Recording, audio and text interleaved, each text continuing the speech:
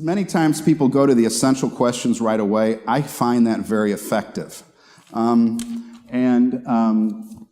so don't you have to look out for your own safety when you're walking? Don't you have to give yourself a car length for every 10 miles an hour you're going? Don't you have to clean up get ice off your parking lot? I talked about cross. I did a little bit out of context. On this cross, really admit that stuff, but stick to their guns. And I always tell clients, I can redirect you after your cross. So it looks maybe even better the jury where you had to say yes there about why you didn't treat for a month and a half, but then I get to get up and say, why didn't you treat for a month and a half? And then she says, I was pregnant, and then I gave birth, and then I could treat more with the chiropractor. So that really works in your favor.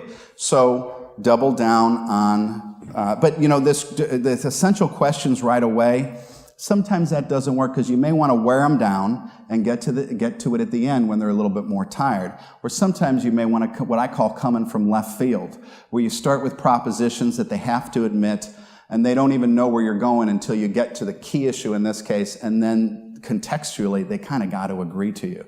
So that's a good technique too. So everything's a balancing act. Questioning techniques. So I've read this book called Spy the Lie. Has anybody read that? Spy the Lie?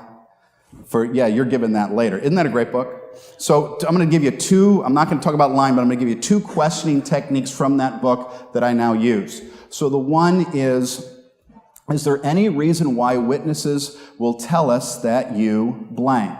It's the last paragraph on my written material. It's a little bit out of order. So when people lie, they put up barriers. But if you tell them, is there any reason why a witness would tell you this? And the example in the book is O.J. If the lawyers would have, there was two police officers who talked to O.J. for 45 minutes before he lawyered up, and if they would have said, is there any reason why any witnesses saw your car in Nicole's neighborhood, that may have changed that. So what it does is the people have to pause and say, well, wait a minute, is there any reason why witnesses would say you cut that bladder? Is there any reason why witnesses would say you ran the red light, we're following too close, whatever it is? So think about that questioning technique. The second one is expand before you drill down. So if someone admits something to you, your instinct and as a lawyer is to grab that and nail that and dig into that right away. Don't, because then their defenses they're up after that. The example they use in the book is if you talk to your kids about drug use and they say they admit they've tried pot or they've seen pot or something, before you drill down on that, which you want to as a parent, say, what other drugs have you seen?